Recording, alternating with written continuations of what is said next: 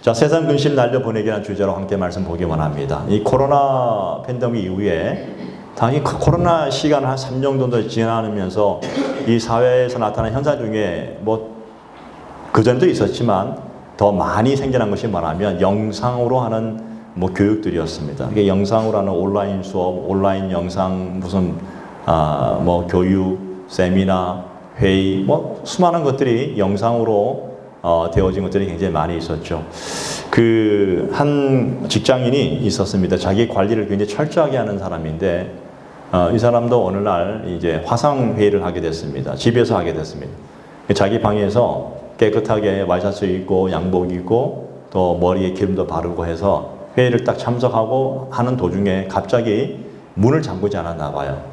그래서 방문이 확 열리면서 자기 어린 아들이 후다닥 뛰어 들어와 버린 거예요. 아마 여러분 그 옛날 유튜브 보면 그런 게 나오잖아요. 것이요. 들어왔는데 그 아이만 들어온 것이 아니라 그 같이 키우는 반려견도 함께 들어와 버린 거예요. 들어오면서 그 회의하는 그 키보드 앞으로 그냥 싹 지나가 버리고 또 그 아이를 또 데리고 오겠다고 그 바로 위에 형이 또 들어와가지고 난장판이 돼버린 거예요. 그래가지고 영상 회의를 하다가 갑자기 가족 현장 중계가 돼버린 거예요. 근데 이분이 그런 얘기를 하더랍니다. 이런 얘기를 합니다. 화면 속에 있었던 나는 굉장히 프로페셔널한 모습을 가지고 내가 하고 있었지만 실제 나의 삶 속에서는 완전히 다른 모습을 보여주고 있는 나의 모습 보면서 이것이 인간의 모습이구나 라고 그렇게 고백하더랍니다. 어쩌면 이것이 우리 마음과 좀 비슷하지 않을까요? 우리가 겉으로는 다 멀쩡해 보이고 우리 서로 그렇게 얘기하잖아요. 겉으로는 괜찮습니다. 그렇게 얘기하고 있지만 그러나 우리 마음 한켠 뒤에 보게 되면 근심과 걱정이 널뛰듯이 막 뛰어다니는 거예요. 지금 이 시간도 예배 드리는 저와 여러분 마음속에 어쩌면 그런 걱정과 근심이 우리 마음속에 분명히 있을 것입니다. 우리는 지금 그런 시대를 살고 있지 않습니까? 지금 세계를 보시기 바랍니다. 국제 정세가 굉장히 뭐 전쟁과 테러와 얼마나 많은 것들이 지금 우리 시대에 가고 있습니까? 또 우리 국내를 보십시오. 정치적 어떤 불안정 문제, 또 경제적 불안의 문제, 이런 문제들이 얼마나 많이 있습니까? 그런 불안한 시대를 살아가면서 어른들은 작년에 되신 분들은 이런 생각을 합니다. 우리 미래를 대비할 수 없구나. 미래에 대한 걱정이 생긴 거예요. 엄청난 걱정이 있습니다. 젊은 사람들은 내일이 없다고 할 정도로 그런 인생을 살아가고 있습니다. 심지어는 어린아이들까지도 과연 나는 앞으로 커서 뭐가 될까? 그런 염려가 있더랍니다. 그래서 아이들이 그 조사를 해보니까 아이들이 너는 가장 뭐가 되고 싶니 했다니까 옛날에는 나왔잖아요. 대통령, 정치인, 뭐 회장 그런 거 아니고 그냥 건물주가 되고 싶어요. 이렇게 얘기합니다. 건물주가 되면 일하지 않고 평생 그냥 건물 세 받아놓고 살 수 있다는 그런 마음들. 이게 불안하다는 겁니다. 요즘 이런 말이 있습니다. 걱정이 없는 사람들은 이미 먼저 천국에 간 사람들이다. 그런 사람들은 걱정이 없다. 이렇게 얘기를 하고 있습니다. 그만큼 이 세상은요, 걱정과 근심이 끊어지지 않는 그런 시대를 우리는 살아가고 있습니다. 심지어는 이 걱정이 있잖아요. 생존의 도구까지도 위협할 수 정도로 우리에게 다가오고 있다는 것을 보게 됩니다. 오늘 저희가 함께 읽었던 이 본문, 오늘 이 본문이 속해 있는 요한복음 16장은요, 예수님께서 십자가에 달리시기 전에 거의 뭐 유언과 같은 제자들에게 하고 싶었던 얘기를 그들에게 지금 하고 있는 것입니다. 왜냐하면 주님이 따라오고 나면 이 제자들이 얼마나 이 근심에 쌓일까, 얼마나 고난이 있을까. 이 고난과 혼란한 가운데 그 제자들을 바라보면서 그 제자들을 위로하시고 격려하는 그런 내용들이 나오고 있습니다. 물론 그 시대뿐 아니라 지금 이 오늘 말씀 듣는 저와 여러분들에게도 오늘 주님께서 동일하게 그렇게 우리에게 말씀하시고 위로해주고 있는 걸 보게 됩니다. 오늘 이 말씀 주제처럼 세상 근심을 어떻게 한 방에 날려버릴 수 있을까? 오늘 말씀을 중심으로 저희가 함께 같이 나눠보기를 원합니다. 첫 번째는 뭔가 하면 이 근심과 걱정은 피할 수 있는 문제가 아니더라고요. 그렇지 않습니까? 아무리 뭐 난 걱정 안 해. 걱정 안 해 하는 그 사람이 더 걱정합니다. 나는 염려가 없어. 아니요. 염려하는 사람이 더 염려합니다. 잠을 이루지 못합니다.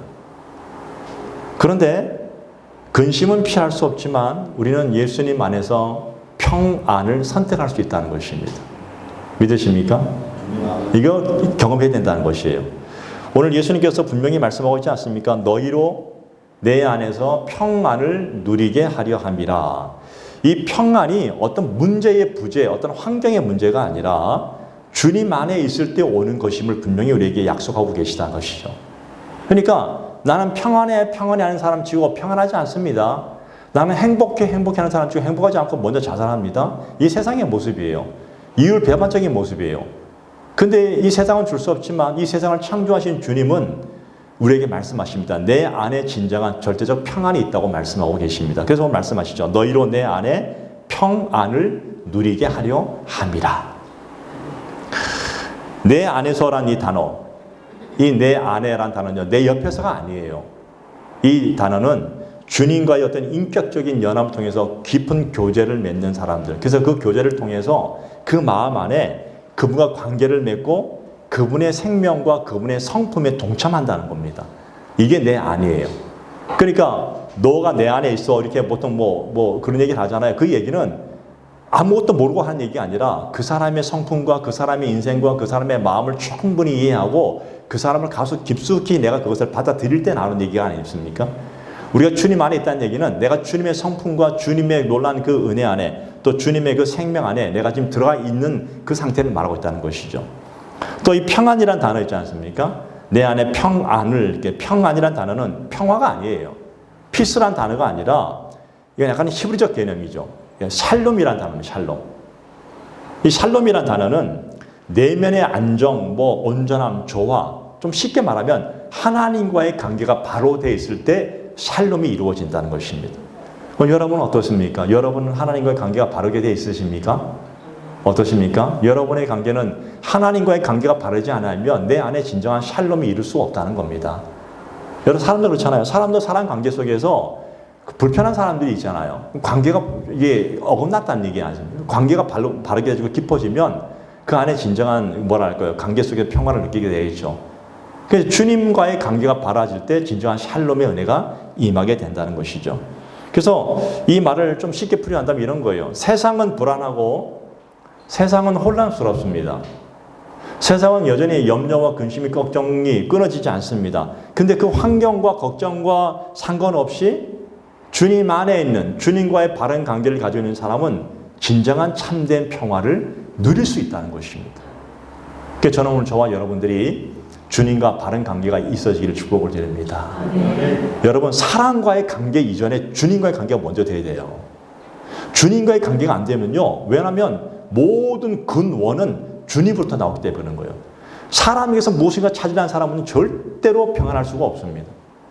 사람한테 사랑이 문매고 사람의 관계 속에서 문매는 게 아니라 주님과의 관계가 바라지고 그 다음에 이웃과의 관계가 바라지는 거예요. 예. 그 다음에 나오는 건 뭔지 아십니까? 세상에서는 너희가 환난을 당하나. 그런 다음 구절이 연속적으로 연결되죠. 여러분 예수님의 말씀하신 이 평안은요 이런 평안이에요. 문제가 없는 상태가 아닙니다. 그 우리 안에 있어서 문제 속에서 흔들리지 않는 내면의 안정을 말씀하고 계시는데 신앙을 가진 사람도 고난을 피할 수 없다. 예수를 믿는 사람도 병에 걸릴 수 있고 예수 믿는 사람도 사업이 어려워질 수 있고 예수 믿는 사람도 인생에 큰 고난과 환난이 다가올 수 있다는 것입니다.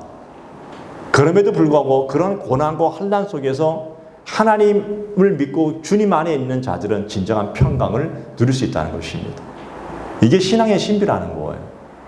오늘 저와 여러분들이 이 신비를 경험하는 순간 정말 주님이 내 인생의 최고의 우선순위를 보게 된다는 것입니다. 이 단계까지 못 나가니까 계속 우리는 세상의 유혹 앞에 넘어지는 거예요. 사람의 말 한마디에 상처 있고 세상의 고난 앞에서 우리가 넘어지기도 하고 그러지 않습니까? 근데 정말 하나님과의 관계가 바라지기 위해서 이번에 다니엘 기도를 시작하고 있지 않습니까? 벌써 이제 며칠 지났는데 제가 다니엘 기도를 이렇게 겪으면서 뭐냐면 하나님과의 관계가 바로 되겠구나. 하나님과의 관계가 바로 되어지면요. 정말 죽자 사서 하나님과의 관계를 위해서 최선을 다하게 됩니다. 그래야 이 땅의 모든 것이 더해지는 역사를 보게 된다는 것입니다. 근데 세상 사람들 자꾸 이상하게 생각해요. 세상 일이 잘 돼야 그 다음에 내가 예수 잘 믿겠다는 그건 거짓말이에요. 주님을 잘 믿어야지만 세상 일이 잘 되는 거예요. 이게 주님이 세상의 근본이기 때문에 그런 것입니다. 우리 성도님들은 그런 것을 세상에 보여주라고 이 땅에 지금 주님께서 불러주신 줄로 믿습니다. 저와 여러분들이 그런 부르심 앞에 믿음의 결단을 하시길 축복을 드립니다. 자리가 많이 비어 있는데 여러 가지 이유가 있죠. 이유와 합리적인 이유를 했지만 사실은 우리는 다 이해할 수 있습니다. 근데 주님은 이해 못 하십니다.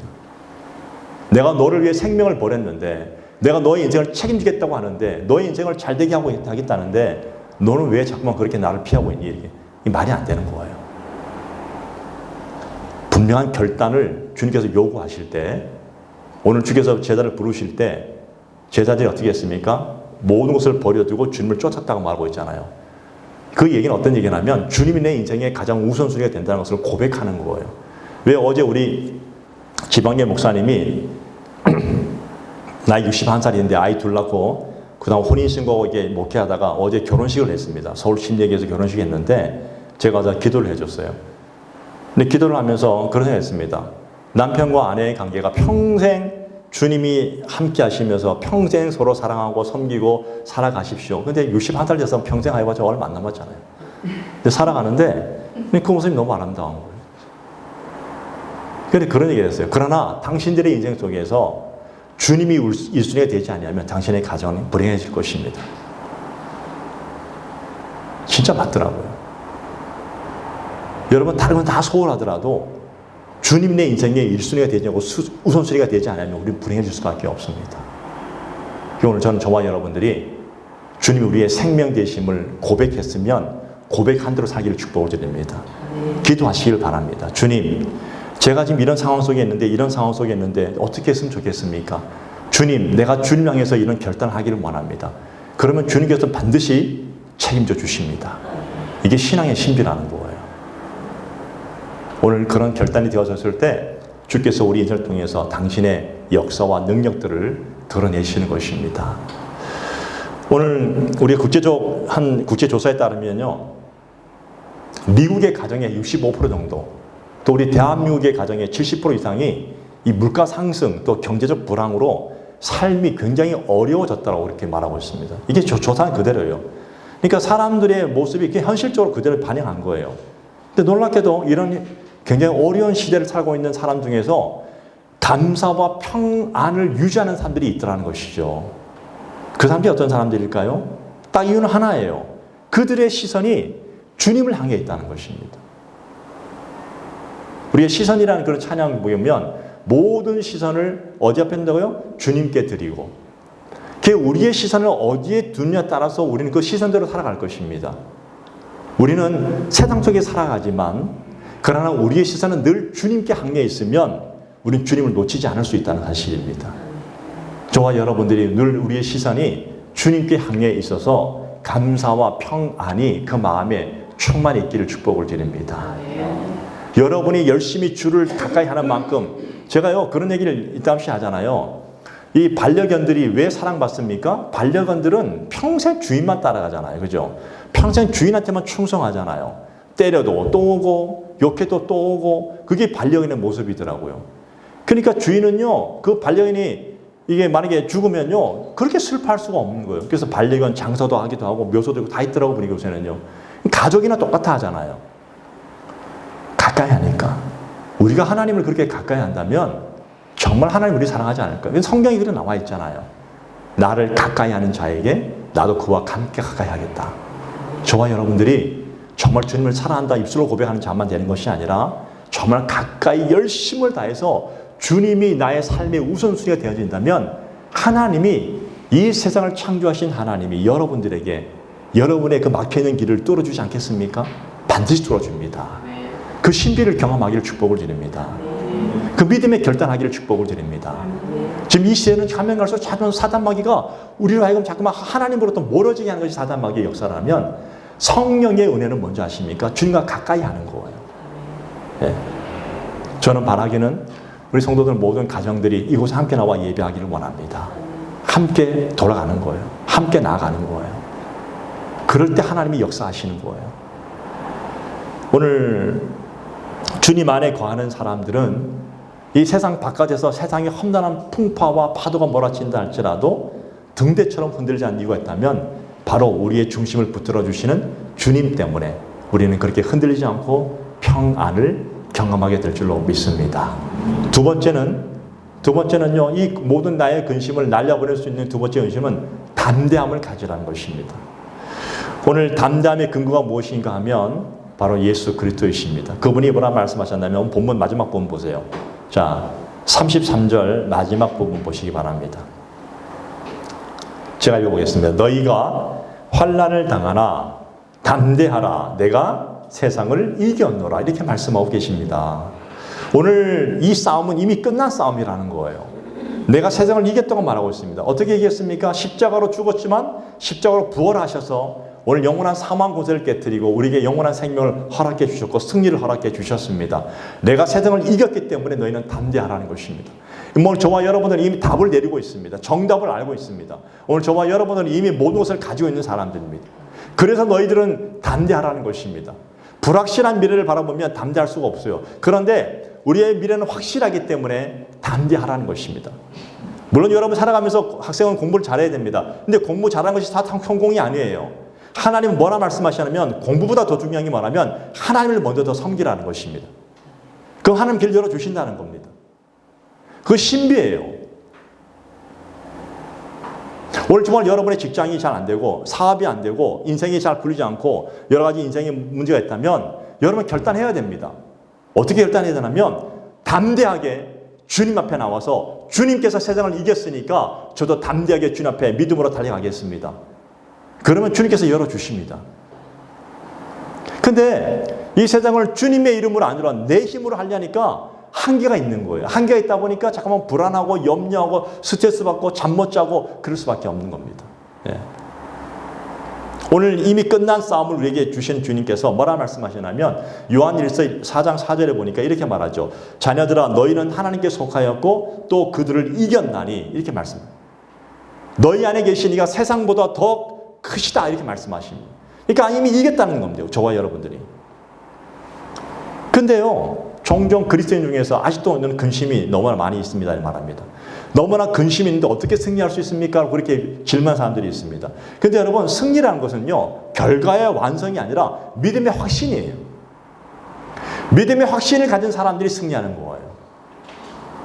전 저와 여러분들이 여러분의 삶의 모든 문제 앞에서 믿음의 확신을 가지고 담대하게 나가기를 축복을 드립니다.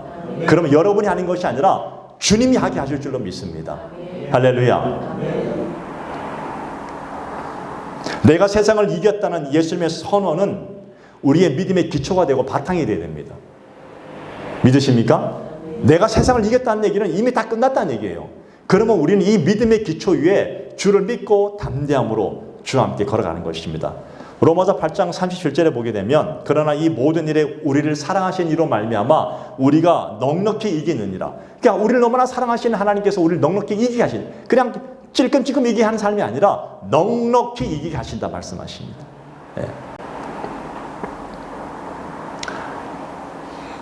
오늘 여러분의 인생 가운데 여러분의 인생의 모든 문제 앞에서 승리하시길 바랍니다. 그러나 그냥 겨우 가슴 졸이면서 이기는 그런 승리가 아니라 넉넉하게 풍성하게 이기게 하시는 그 하나님의 사랑을 여러분들이 믿고 미리 감사하기를 축복을 드립니다.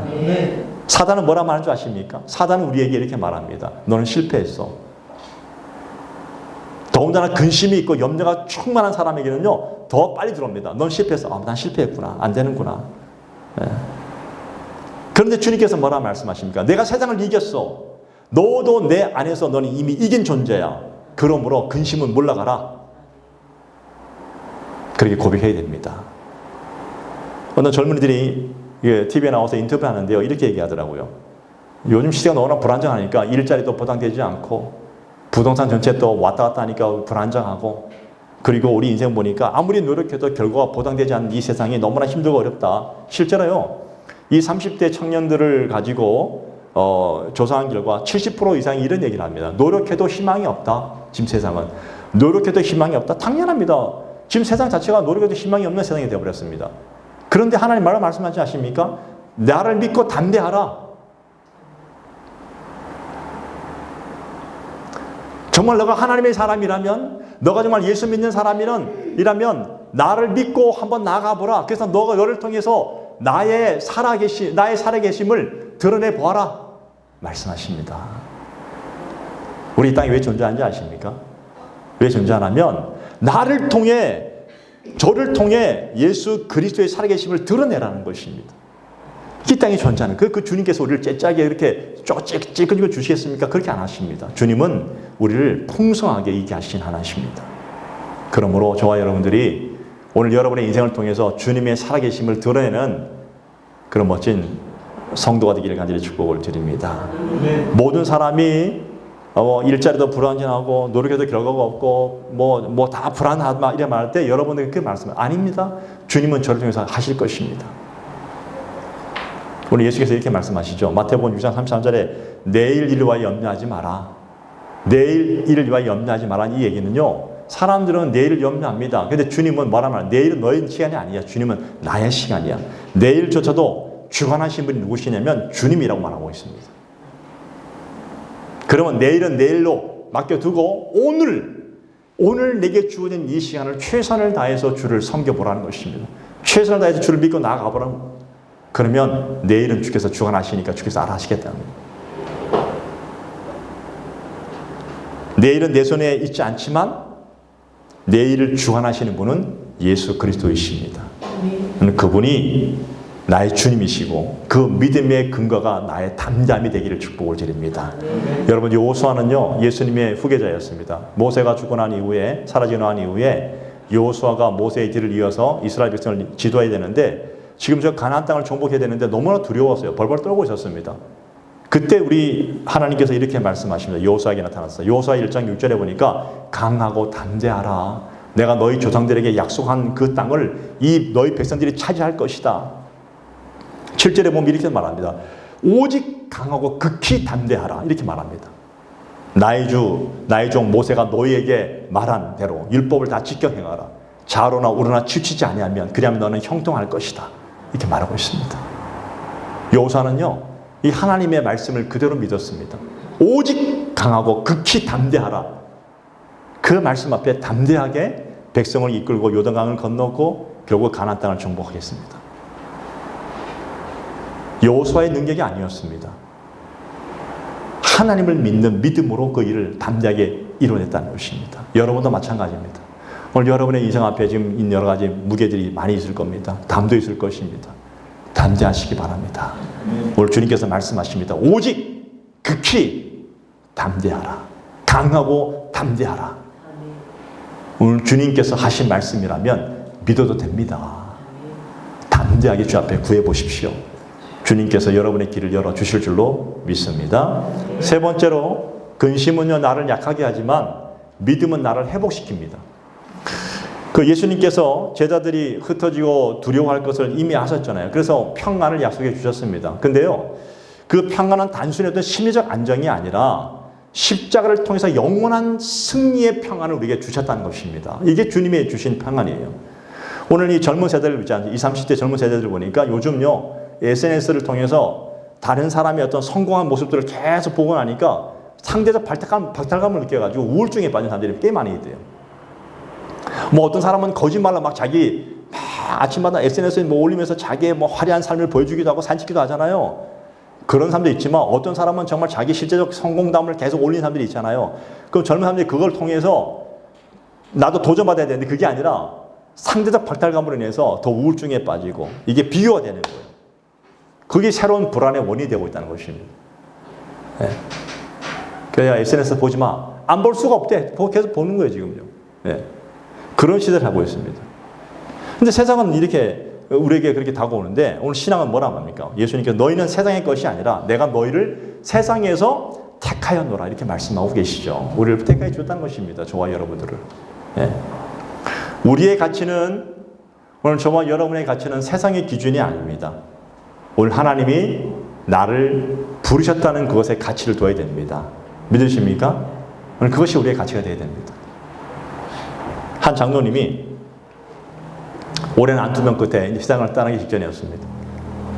성도님 와가지고 물었습니다. 장로님 두렵지 않으세요? 그렇게 물으니까 장로님이 이렇게 말하답니다. 평안한 마음으로 나는 주님 안에 있습니다. 주님께서 내게 부활의 생명을 주셨기 때문에 난 두렵지 않습니다. 나는 주님 곁으로 간 것이 너무나 행복합니다. 그만 가장 평안한 모습으로 하나님 곁으로 갔다고 합니다. 여러분 이게 뭘까요? 이 믿음이에요. 믿음이 있다는 거예요. 믿음이 있으니까 이 죽음이란 두려움도 별로 두렵지 않아요. 왜? 믿음은 하나님이 내게 주신 큰 은혜지 않습니까?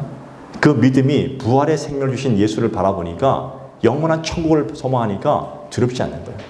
세상 사람들은요 헤어지면 그렇게 슬퍼하잖아요. 왜? 못 만나니까. 저는 우리 성도들이 살아가지만 여러분들 살다가 나중에 헤어질 때 영원히 못 만난다는 그런 불행한 일이 없기를 바랍니다. 함께 만나야 됩니다. 예수를 확실히 믿어야 됩니다. 그래서 진정한 천국에 대한 소망이 있어야 됩니다. 그래야지 우리는 두렵지 않는 믿음을 가지고 나갈 수 있다는 것입니다. 이 믿음을 가지시기 바랍니다. 오늘 예수님은 우리의 문제가 사라지지 않을 것이라고 그렇게 말합니다. 그러나 그분이 이미 모든 것을 이겼기 때문에 믿는 자에게는 세상의 근심이 어찌할 수 없다고 그렇게 우리에게 약속해 주셨습니다. 그러므로 믿기 바랍니다. 그 예수를 온전히 믿으시기 바랍니다. 제 말씀을 정리하기를 원합니다. 오늘 세 가지를 말씀드렸습니다. 평안은 주님 안에 있을 때 누리는 것입니다. 담대함은 내 자신에서 느끼는 것이 아니라 주님이 주실 때 담대함을 믿고 나가는 것입니다. 그리고 우리의 인생은 믿음으로 회복하는 것입니다. 그럼 구체적으로 어떻게 적용할 것인가? 세 가지가 있습니다. 첫 번째는 말씀의 필터를 가져야 됩니다. 말씀의 필터를 가져야 됩니다. 여러분, 세상의 뉴스, 세상의 일보다도 하나님의 말씀을 더 듣는 데 집중하시기 바랍니다. 여러분, 세상에 너무 많은 일에 집중하다 보면요, 하나님의 말씀을 듣는 시간조차 없다면 그 사람은 어떻게 됩니까? 그 사람의 모든 인생은요, 하나님의 말씀이 그 사람을 인도하는 것이 아니라 세상에 그 사람을 인도하게 되는 거예요. 적어도 여러분들이 세상의 모든 일에 집중하시는 만큼 적어도 하나님의 말씀 앞에 여러분들이 최소한 하루에 30분이라도 말씀을 집중해 보시기 바랍니다. 하나님이 나를 이끌어가고 계심을 우리 느끼게 된다는 거예요. 이건 필수예요. 여러분, 만약에 여러분들이 세상의 언어에 너무 잠식되어 당하 있으면요, 하나님의 말씀에 거룩함이 나오는 것이 아니라 세상의 얘기만 나와요. 사업 얘기하고 애들 얘기하고 인생 얘기하고 이런 얘기만 나와요. 근데 우리의 시선이 하나님의 말씀 앞에 두고 있으면요, 우리의 시선은 경건한 말이 나옵니다. 살리는 말이 나옵니다.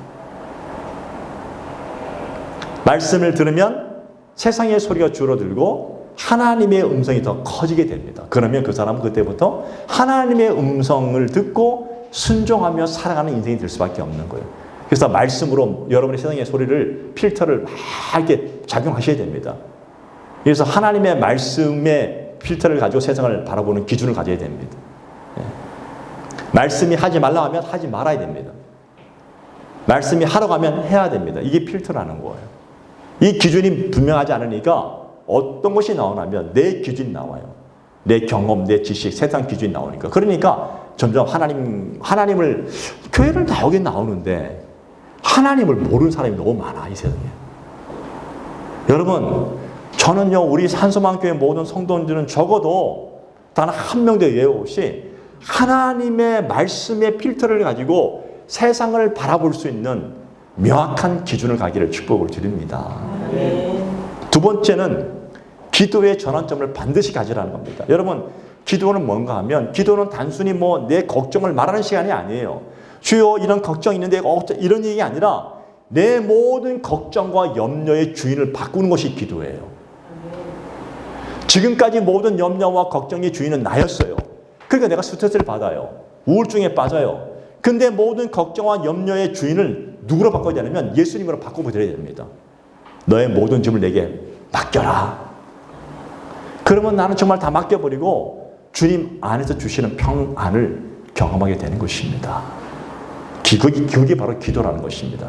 그래서 전 저와 여러분들이 금심할 때에 염려의 그런 생각들이 들어올 때마다 즉시 무릎을 꿇으시고 주님 앞에 기도하시고 주님, 이 염려도, 이 근심도, 이 모든 것도 주님 앞에 다 맡기겠습니다. 주인을 바꾸시기는 그런 작업을 계속하기를 축복을 드립니다.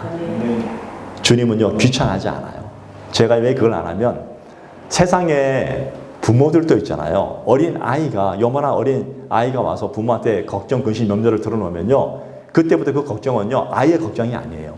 부모의 걱정이 되어버립니다. 근데 부모가 봐서 낸 건 걱정거리도 아니야. 그러니까 부모는 자연스럽게 그 아이의 모든, 야, 걱정하지 마. 아빠가 알아서 할게. 맞아, 아니에요? 걱정하지 마. 엄마가 알아서 할게. 그때부터 아니, 걱정 안 해. 진짜 걱정 아무것도 안 해. 천진난만하게 다 맡겨버려. 근데 부모는 그걸 보고, 요놈 새끼 봐라. 지는 걱정 안 하고 나한테 다 맡겨버려. 이렇게 얘기 안 하고, 그래, 그게 바로 너에 대한 모습이야. 하나님이 우리에게 그걸 요구하십니다. 너의 모든 걱정을 가지고 주님 앞에 나와서 다 아뢰는 거예요. 그럼 하나님이 야 너는 무슨 그래 쓸데없는 걱정을 많이 하니 이렇게 말하는 것이 아니라 그래 걱정하지 마 내가 알아서 할게. 이게 하나님 말씀이십니다. 믿으십니까? 그게 기도예요.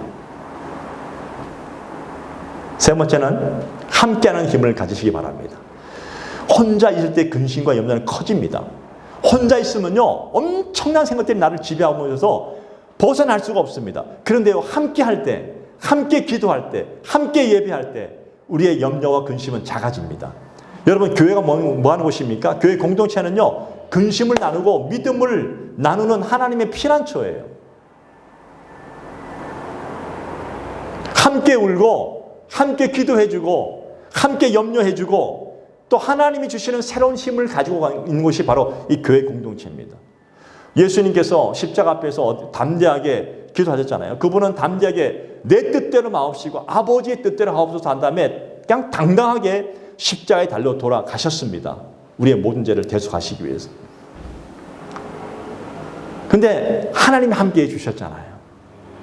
여러분 혼자 걱정하지 마시고 혼자 염려하지 마시고 우리 함께 서로 예배하시고 기도하는 가운데 모든 염려와 근심을 하나님께 올려드리기를 축복을 드립니다. 그럼 여러분의 인생 속에 정말 강력한 힘이 생길 줄 믿습니다. 담대하라. 내가 세상을 이겼다. 이 말씀은 이미 과거형이지만 오늘 우리에게 말한다면 현재형입니다. 지금도 내가 너의 근심보다 더 큰 하나님이라고 우리에게 말씀하십니다. 오늘 이 시간 말씀 듣는 가운데 여러분의 인생 속에 걱정과 염려를 주님 앞에 온전히 다 맡기십시오. 주께서 이렇게 말씀하십니다. 따라합시다. 걱정하지 마. 내가 알아서 할게. 하나님 말씀하십니다. 내가 알아서 합니다.